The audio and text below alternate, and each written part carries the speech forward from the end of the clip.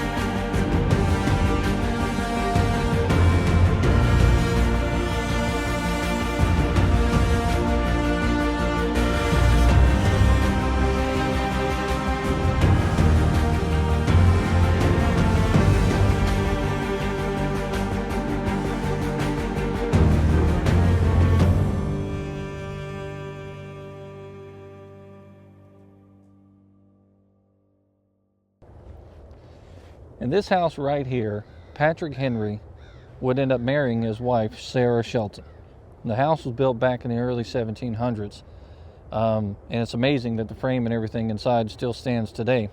Those floors, some very historic people walked across, including some general officers that were out here that made it their headquarters during the American Civil War. We're going out here today to check out these signs and the remains of what's left of this battlefield, because the rest of it's scattered all across the area and it's not preserved. But the signs themselves tell the story of the struggle and the fight that happened here, and it came from one particular officer who actually wrote down a lot of what happened at the Battle of Totopotomoy Creek. We're also going to talk about a Confederate officer who was out here too, and he unfortunately died here at Totopotomoy Creek, and his brother fought for the Union Army, who died earlier at Perryville.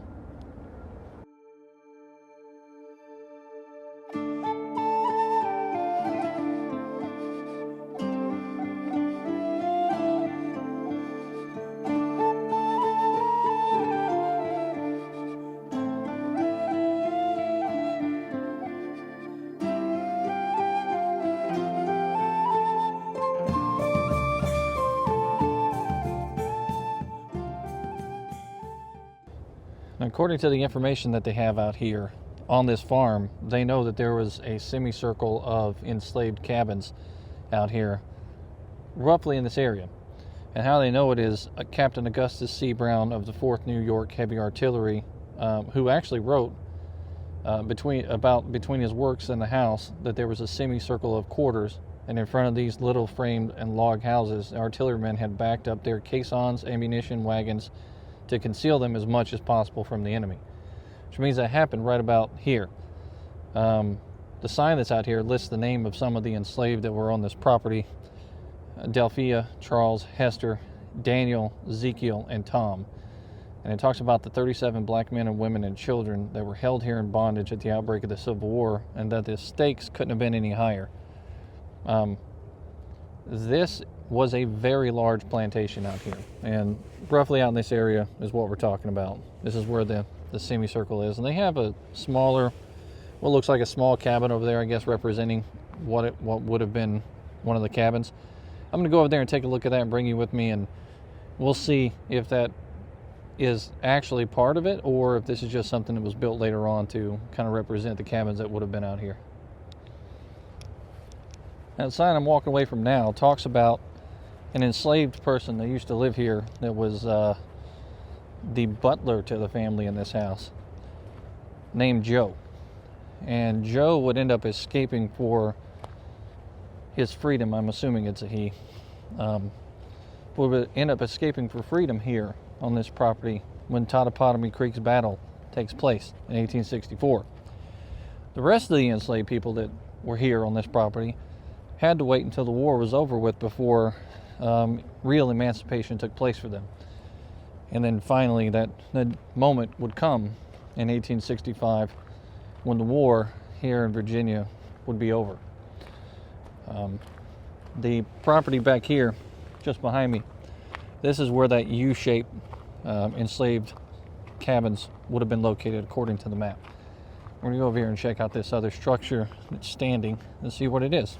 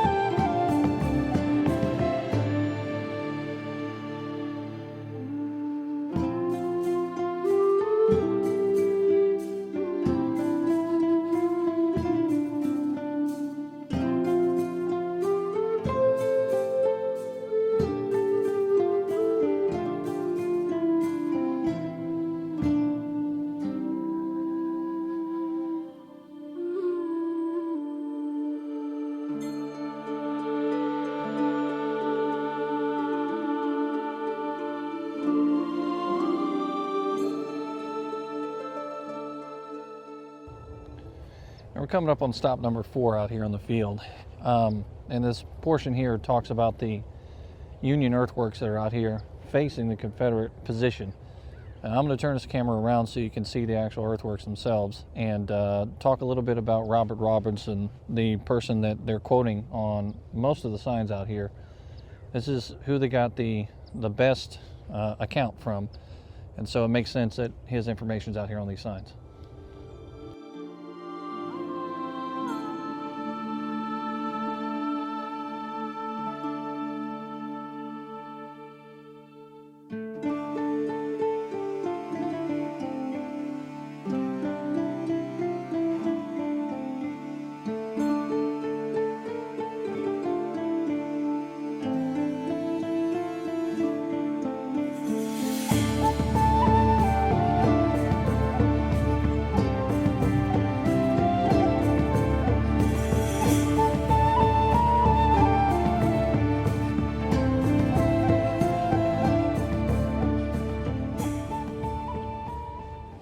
So you can see here this illustration that's on the sign in front of me.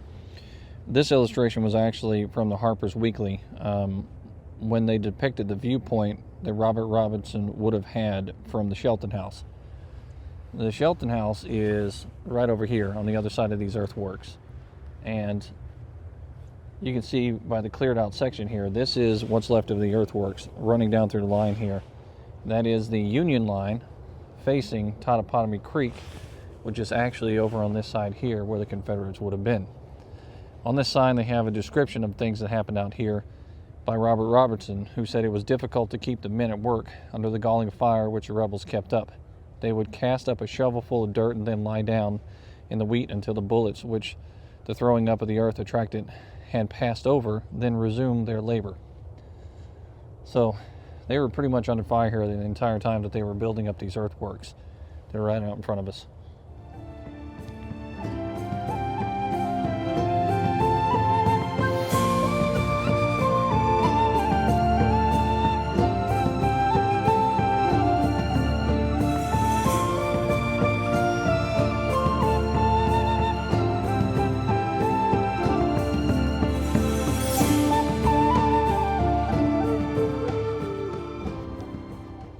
Now, multiple times on May 30th and 31st, the Union Army would come out from behind these earthworks here and make their way across that field towards the Confederates that were entrenched on the high ground over here at Totopotomoy Creek.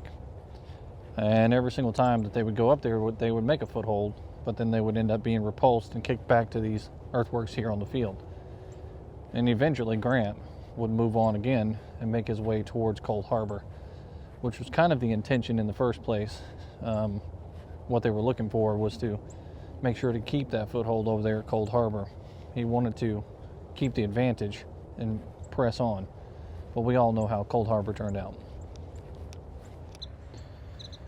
Now, if you're in a Union Army out here, this is the friendly side of the earthworks. All of these run along through here, and they've left a lot of grass up, so it kind of covers up where some of the earthworks would have been, to give you an idea of it. But there's really not a lot of it left, because this was still a farm field long after the American Civil War, and they were still planting crops out here, just like you see in this field today. Although this 125 acres that remains of the 1,000 acres of this farm was turned over in 2006 by Mr. Bill Shelton when he passed away to the National Park Service so that it would be preserved per his wishes. So thank you, Mr. Bill Shelton, for turning this over, because otherwise this would have just been another piece of property probably auctioned off or sold to someone, and this battlefield wouldn't have been as preserved as it is today. Now, this isn't just any kind of history out here. We're talking Patrick Henry, the fire eater that said, "Give me liberty or give me death." A lot of those people from back in the colonial period that were talking about American Revolution and fighting against the crown, they talked a lot about liberty and freedom. But it just seems so odd with the juxtaposition of enslaving other people, which Sarah Shelton's family most definitely did here at this massive plantation. Enslaved people against their will and forced them to work these fields every single day without much compensation at all. The only compensation that they considered compensation was probably those quarters back there that really weren't fit for the families living in them.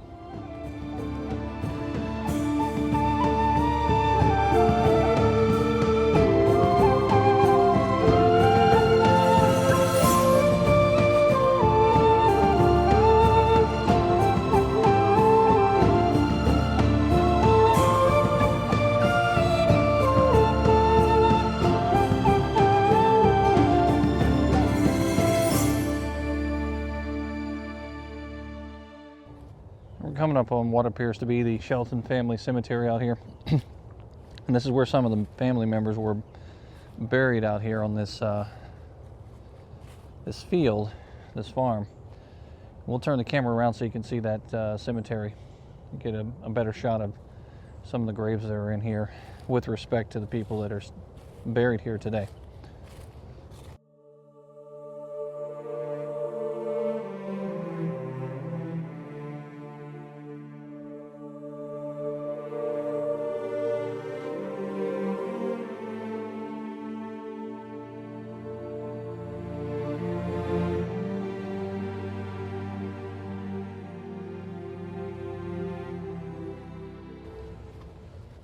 Back in those earthworks back there, where we were talking about the soldiers having to dig in, there were some 36 cannons that were back there, lined up all the way going back towards the house. Imagine that kind of artillery firepower that's out here, just blasting away at one location. It's a lot of cannons in a single location. It's kind of hard to imagine today the sound that something like that would make. When the Union soldiers rolled up out here to this farm, there were 19 enslaved men, 18 enslaved women, some children, and there were also the Shelton family living in that house still. The Union soldiers warned the family, there's a major conflict coming, it's extremely dangerous, you might want to pack up and leave. But instead, they all decided to stay. You can imagine the safety that they may or may not have had. Inside that house, it stood, but it was heavily damaged by cannon fire and musket rounds and things like that. I don't think those enslaved quarters were very helpful to the enslaved people that were out here on these properties. It was a very dangerous situation for everybody all around.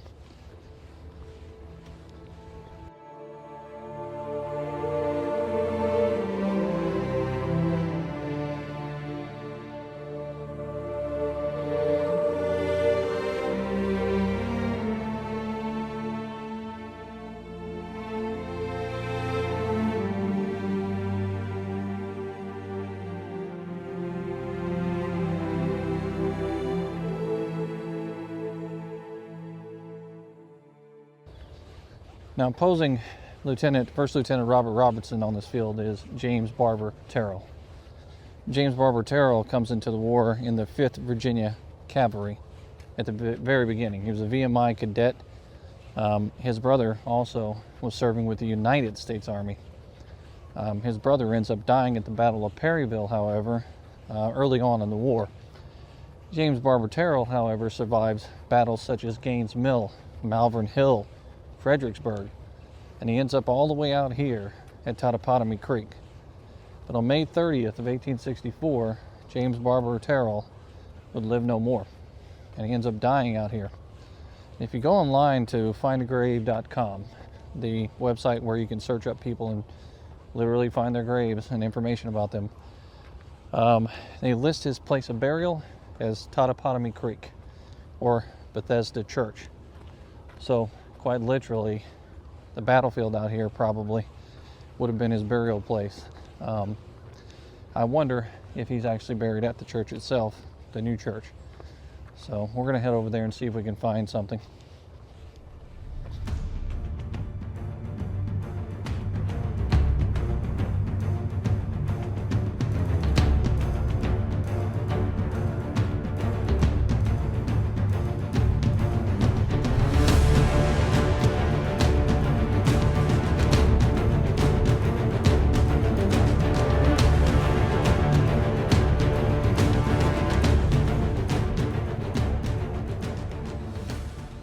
Now, moving right along here, all these fields that are out here today, everything around us would have been pretty much wheat fields, corn patches and things like that. There would have been no real cover out here for any soldier to get behind. So these soldiers, these Union soldiers, had to throw up these works for protection out here on these fields for a reason. But when they were crossing the ground to go towards Confederate entrenchments, they were literally crossing the ground under fire, right out in the open. It was another one of those situations that soldiers absolutely hated being in. And here in just a second, I'm going to go up on a position where the actual creek is. We're going to head across there, where Private Nichols actually wrote about carrying those positions on the 30th of May. The first position and then the second position, carrying them earlier in the day. But the victory was short-lived because once the Union soldiers would get up here and carry these positions, the rebels would fortify the position, charge back and take it, and then push the Union soldiers out of those positions back down the hill over here to where they started.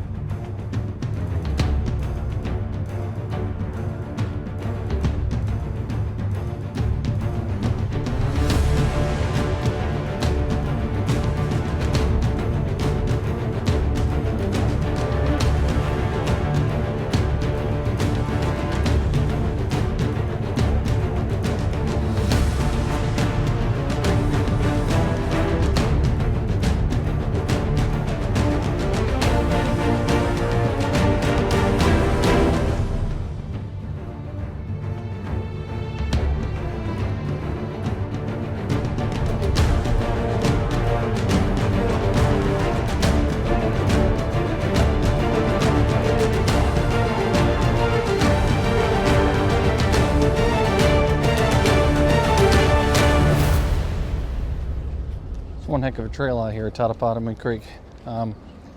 Even though you're near the airport, as you can hear above, roads are all around. This trail that goes out in the woods here is pretty nice. Real quiet and silent out here. But it's clear cut. You can see exactly where you need to go. Very easy to walk as well. So if you have bad knees, don't worry. You'll make it out here just fine. And we finally started to come up on some of the defense works out here in the woods. Probably the same works, the Confederate works along this line here. You can see. We'll push on a little further and see if we can find bigger earthworks that are promised out here in these woods. And you can probably see them a little bit more clearly now, a little bit more pronounced, running off in this direction here.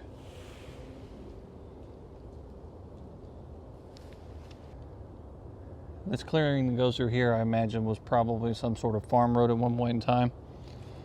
And it runs its way all the way down the hill here, straight across where the earthworks are built. It's pretty neat to see this out here in these woods. We're going to press on and see what else is up here on the hill.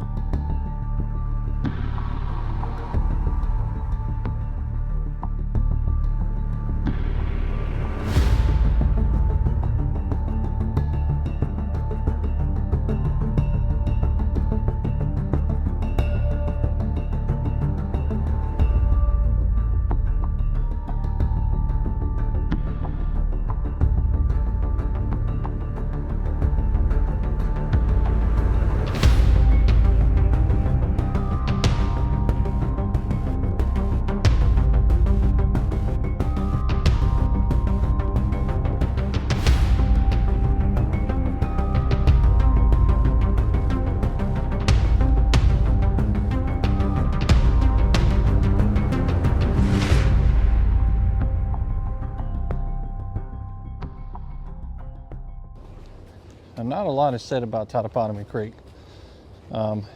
Even in the Civil War books, it's like a bleep on the map because of really how, I guess, insignificant the battle is.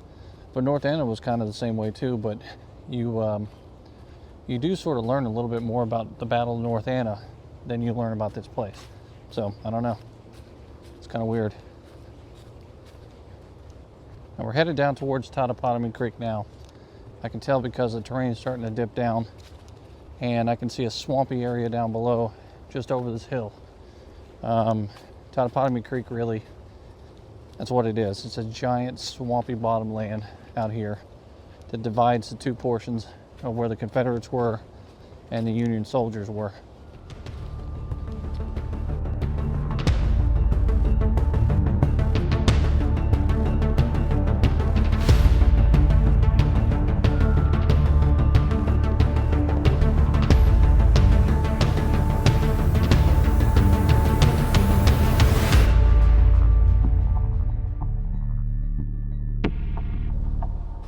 Here we are at stop number 7, and obviously there's no sign out here, there's just a number 7. The map that you get from the front tells you about information from this location, and it talks about Nichols, but it also talks about Michigan, Pennsylvania, and New Yorkers making their way down through this area, going towards the creek itself, and then up on the other side, and taking the positions from the Confederates twice between May 30th and May 31st before being repulsed and pushed back across the field to their own original works. This is stop number 7. The cutaway for power lines. Can't stop progress. Definitely destroyed a big portion of the battlefield out here though.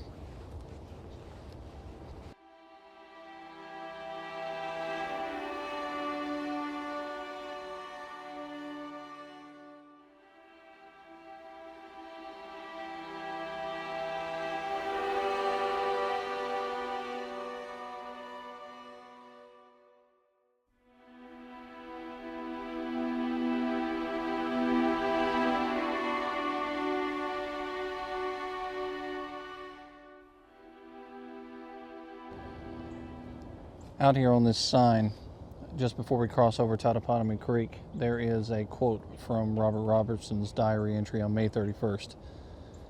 And it says, "As I went down the slope, I was struck by a bullet, and knew no more until I recovered and found myself lying on the ground, while my faithful horse was standing over me and licking my face. I thought I was dying, and never did the blue sky and green woods and fields look half so beautiful as then."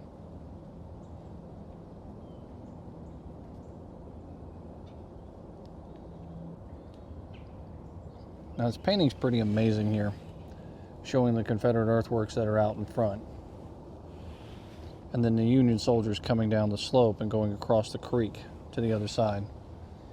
You're not really going to see that today. Here's the slope right out in front of us, and it goes downhill here, and the creek is that swampy mess that's down below that we're going to cross over to the other side. But out front is a bunch of trees and woods and everything out there.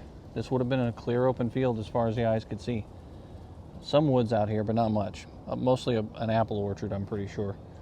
But it's pretty amazing what's out here today. We're going to go across that creek, and we're going to take a look at the creek itself, and then on the other side where the Confederates would have been.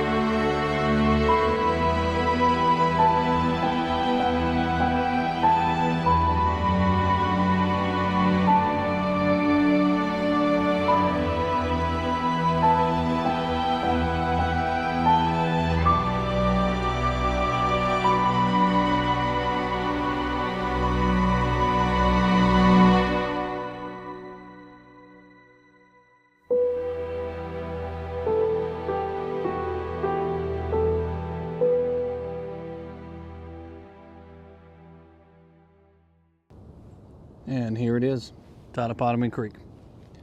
This is just as the painting up the top of the hill described it. And in many ways, the way the soldiers described it as well. It's a murky, dark creek. And it's not deep, but it is muddy. It is definitely something you can get bogged down in or get stuck in if you're walking through there and your brogans come off.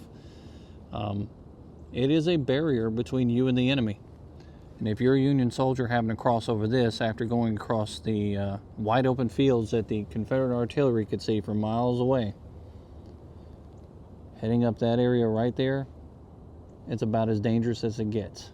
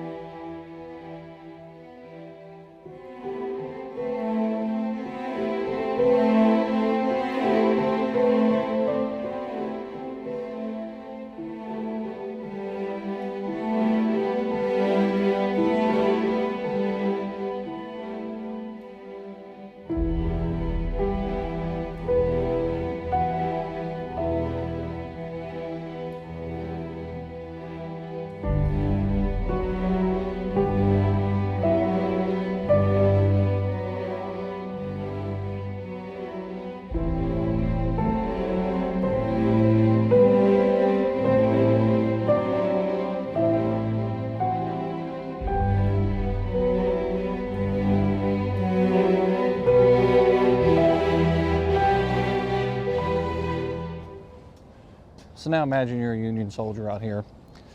You cross over the creek that's right there behind us, as you can see on the ground. And you're making your way across this flat land. It looks like dirt. Turns out it's more mud. Guys are getting stuck out here, getting their shoes ripped off, losing items on the field, getting shot left and right. Just like Robert Robertson talked about when he got hit and fell and thought he was dying. These men didn't even make it up the hill, some of them. But then they get over here to the other side, and now they have to contend with a hill and entrenched soldiers on a higher area or higher ground than they're on. Eventually they push the Confederates out of here, but the Confederates come back with their fury the next day, which knocks them down and pushes them back across this creek. Eventually the Union Army would send the same troops that are here, fighting in this portion of the battlefield, out towards Cold Harbor. And over there, another catastrophic fate would await them.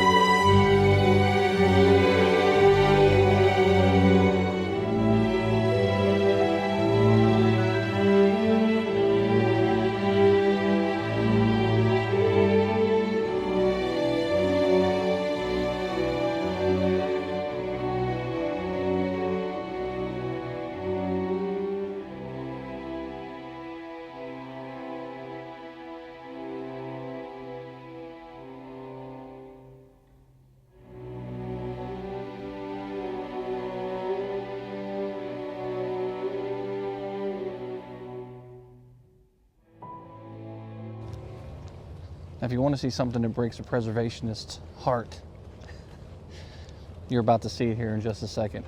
I've been to Totopotomoy Creek a couple of times out here, studying the land, the lay of the land, maybe daydreaming about the troop movements, if you will, but definitely checking out what is left behind. And as you get to the top here where the Confederate positions were, it looks like a massive hill, and you feel like you're about to be in for the journey of a lifetime until you get to the top of the hill and you see the development that's right behind the battlefield. Little ticky-tacky houses built all in a row, and you can see them from the field. And as promised, here we are at the top of the hill, peering through the woods, and you can see the houses just on the other side, eating up a major portion of the battlefield. Can't save them all.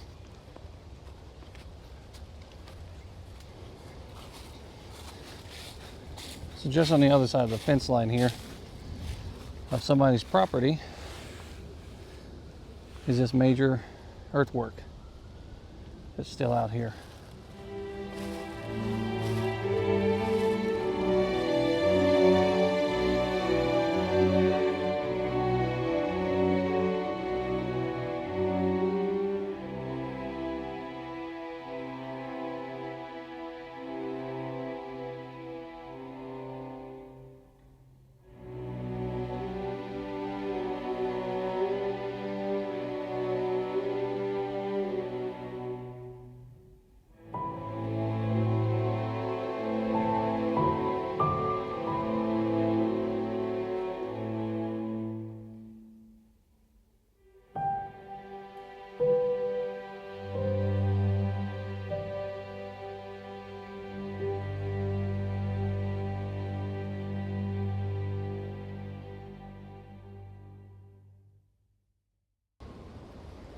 So up here at the top of the hill, you can make out the emplacements here.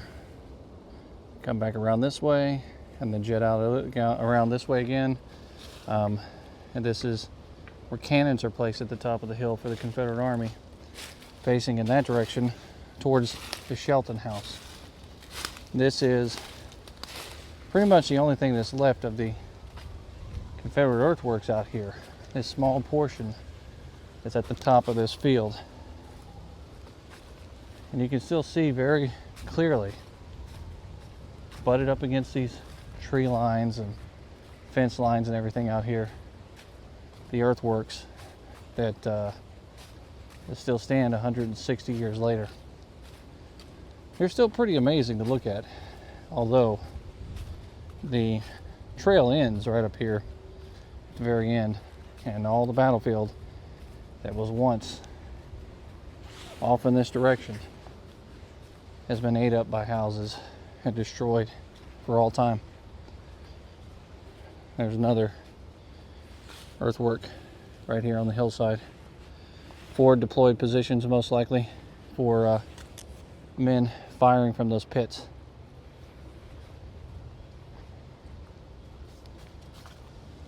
And as you can see here, the National Park Trail actually ends onto the road out here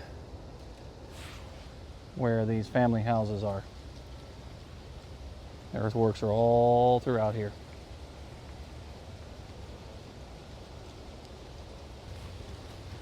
Well, we're going to go on back down the hill now towards the Shelton house, and we will see if we can find some more locations around the area to talk about some of the action in and around the area of the Battle of Bethesda Church or Totopotomoy Creek.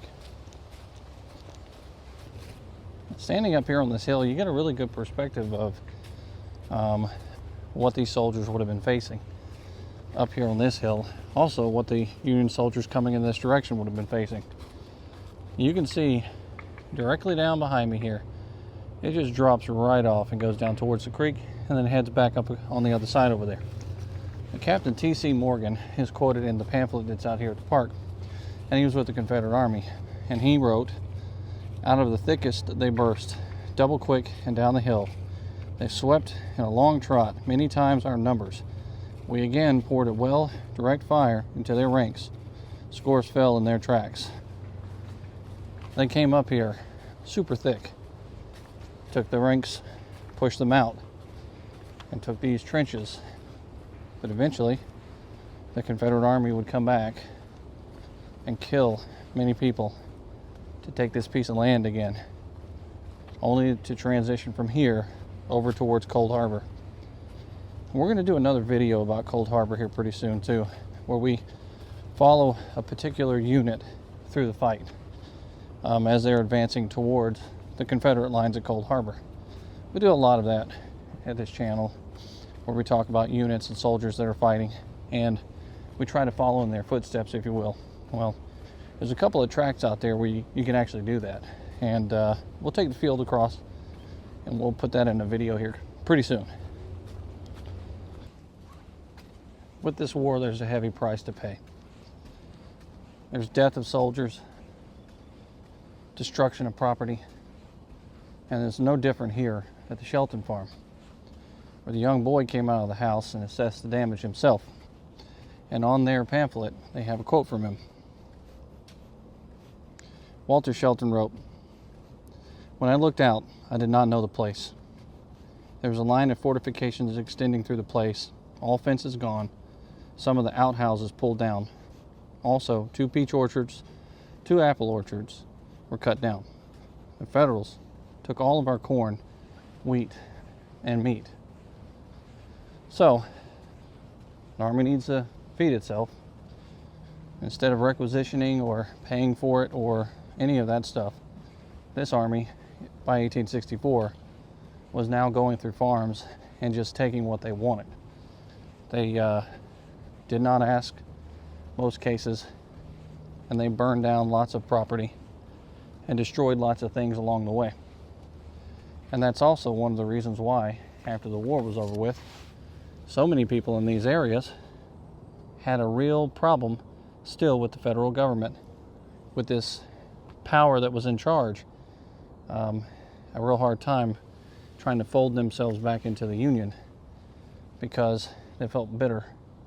Not only that they lost the war, but they felt bitter about the treatment near the end of the war towards the people as these armies were pressing in and fighting. But at the same time, you have to consider this. This war drug on for a long time, and the way that they looked at this as they were fighting out here was that these farms were feeding those Confederate armies. These farms were providing things that could help that army continue to live and fight them. So, for them, the destruction of the property was just simply justifiable as a means to end the war. Whether or not it was the right thing or the nice thing to do, that's a whole nother debate.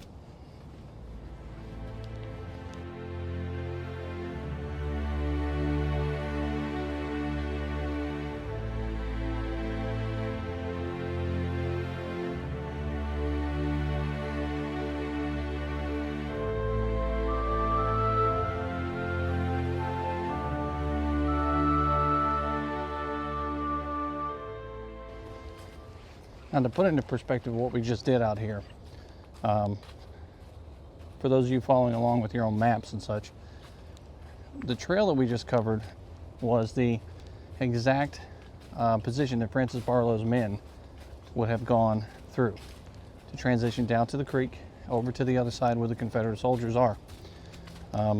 Those men suffered pretty decent casualties out here, and for the total casualty count of the fighting out here, a major portion of that happened at this very location compared to the other spots for the Battle of Bethesda Church or Totopotomoy Creek.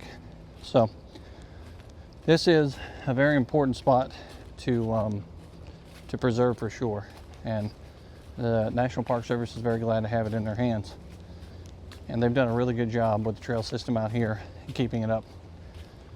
I only wish the house would be open more often. It'd be nice to see the inside again.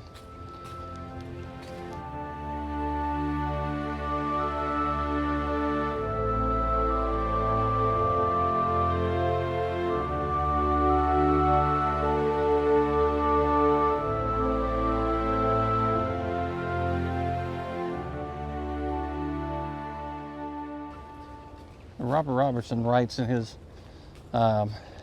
memoir, I guess, or diary, that when they got to the house, they'd actually acquired some berries from the garden and things like that. And realizing that the family here didn't have tea or sugar or anything like that, they were able to acquire some and bring it into the house and sit down and have a meal with the family that was here. And stating that they impressed the family, that the Yankees weren't so evil after all. I don't think they had such of the opinion when they left the place in shambles and took all of their food with them.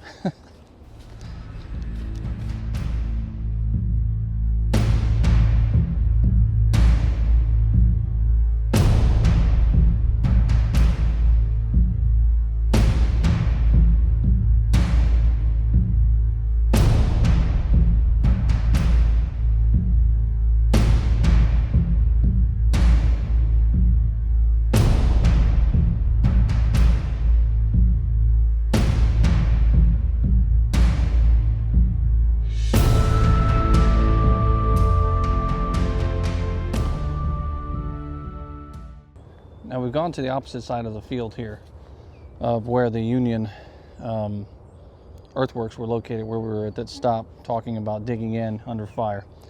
And the reason for that is so that you can see for yourself what's left of one of the main lines of earthworks that crosses over the field out here. And we're going to flip this camera around and point out everything to you. So a minute ago we came from the Shelton house, and we were over there at that small cabin, and we walked down the line, and you can see that clearing right over there. That's the exposed earthwork that you could see where they talked about digging in. But extending out from that earthwork is this lump right here. It's barely a mark on the ground now. But there would have been a long federal earthwork out here as well, out in the ground. And it's depicted on the map. We'll see if we can get that map put up on the screen so you can see the positions of the earthworks out here at this historical location. This property has seen a lot of history. That's needless to say. It does explain a lot about the terrain, the type of trees that are out here, for example, the small garden that you can still see some of the bushes back here still in existence, still living, even though no one's here taking care of this stuff. It was probably one of the richest places around when it was in its heyday, and now it is a relic of the past, telling the story of the people that lived here and the soldiers that died on this field for what they believed in.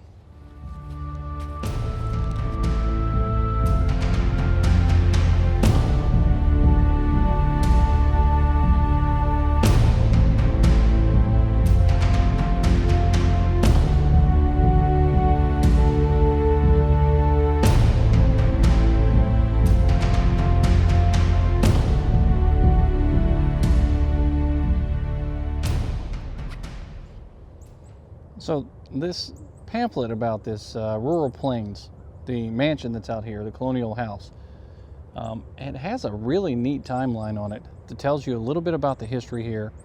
And I think I'm going to walk through this real quick and put it up on the screen for you at the same time so that you can see how this timeline works. Pre-1700s, Totopotomoy Creek is ancestral homeland of the Pamunkey tribe, and it's named after Chief Totopotomoy, who died in the Battle of Bloody Run in 1656. Right around 1725, the house is built and is made of brick on the site, and it's known as Rural Plains. In 1754, Sarah Sally Shelton marries Patrick Henry here, and the couple resides in the nearby Pine/Farm. In 1837, a school for young ladies opens. About a dozen students practice a wide range of subjects, including grammar, history, math, and needlework. The school is closed in 1850. In 1860, before the war, Emma Shelton and 4 of their family members and 37 enslaved people were living at Rural Plains. In 1862, 2 enslaved workers, Frank and Billy, escape when federal troops passed through the area. In 1864, that brings us here to the Battle of Totopotomoy Creek. In 1903, post-war period brings financial hardship, and in 1903, William Shelton buys the family home when it is sold at auction to clear his father's debts. In 1927, Rural Plains Nursery opens, specializing in boxwoods and hollies. And in 2006, the National Park ends up with this property, thanks to the man we talked about earlier, who donated it to the National Park upon his death. It's kind of hard to picture everything out here today, especially the size of troops that would have been fighting out here. There was a lot of soldiers fighting out here in this area, and the fact that the casualty count wasn't extremely high is almost a miracle considering how long they fought and the type of fighting that took place out here. But this is a wonderful place to visit. All across this field here, where these houses are, this is all the area where Barlow's men were located. That entire location out there, Barlow and his men would have been out here. That house, headquarters. It's still a magnificent place to visit. And thankfully, this large piece of property has been preserved for all time. but there's more to preserve and a lot more to do out there. Well, thanks for checking in, watching the video, and I hope you'll subscribe to the channel if you made it this far. You must have liked what you saw, and I hope that we'll see you out there on those trails someday. Until next time, this is History with Waffles.